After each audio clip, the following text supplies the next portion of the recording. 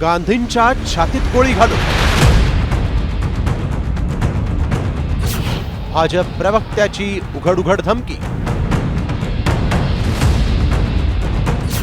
प्रवक्त्यावर भाजप काय कारवाई करणार? राहुल गांधी वोट चोरी आणि लडाखमधील हिंसाचाराच्या मुद्द्यावर मोदी सरकार विरोधात आक्रमक झाले। त्यातच आता भाजपच्या प्रवक्त्यानं थेट लाईव्ह टीव्ही डिबेटमध्येच राहुल गांधींच्या छातीत गोळी घालून त्यांना जीवे मारण्याची धमकी दिली। त्यामुळे देशात खळबळ उडाली।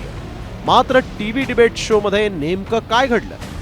लडाखमधील हिंसाचार आणि निषेध प्रदर्शनांवर मल्याळम वृत्तवाहिनीवर चर्चा। लडाखमधील परिस्थितीला भाजप आणि आरएसएस जबाबदार असल्याचा काँग्रेसचा आरोप। काँग्रेसच्या आरोपानं भाजप प्रवक्ता दुखावला। राहुल गांधी असेच वागत राहिल्यास छातीत गोळी घालणार, भाजपचे प्रवक्ते पिंटू महादेवनची धमकी। ബംഗ്ലാദേശിലെ ജനകീയ പ്രക്ഷോഭങ്ങളെ പോലെ അവിടെ ജനങ്ങൾ കൂടെ ഉണ്ടായിട്ടില്ല। ഇവിടെ ഇന്ത്യ മഹാരാജ്യത്ത് നരേന്ദ്രമോദി സർക്കാരിന്റെ കൂടെ ജനങ്ങളൊപ്പം ഉണ്ട്। അതുകൊണ്ട് അങ്ങനെ ഒരു മോഹവുമായിട്ട് രാഹുൽ ഗാന്ധി ഇറങ്ങി തിരിച്ചാൽ രാഹുൽ ഗാന്ധിയുടെ നെഞ്ചത്ത് വരെ വെടിയുണ്ട വീഴും, ഒരു സംശയവും വേണ്ട। भाजप प्रवक्त्यानं अत्यंत विखारी वक्तव्य केल्यानंतर काँग्रेस आक्रमक झाली। तर केसी वेणुगोपाल यांनी अमित शहांना पत्र लिहून भाजप प्रवक्ते पिंटू महादेवनवर कारवाईची मागणी केली आहे। तर राहुल गांधींच्या केसालाही हात लावण्याची हिम्मत भाजपमध्ये नसल्याचा पलटवार काँग्रेसनं केला आहे। खबरदार, अगर राहुल जी के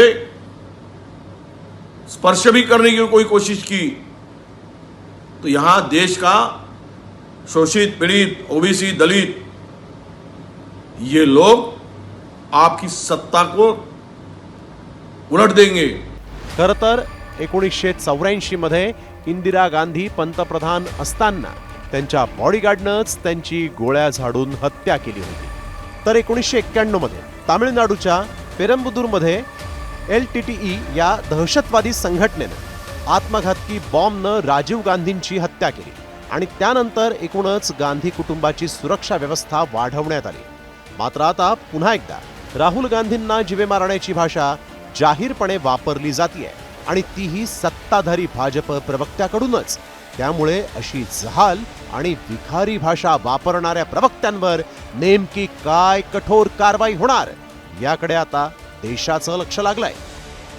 ब्युरो रिपोर्ट, साम टीव्ही न्यूज। आता isakal.com आहे देशातील नंबर 1 ची मराठी न्यूज वेबसाईट। प्रत्येक अपडेटसाठी isakal.com ला नक्की भेट द्या।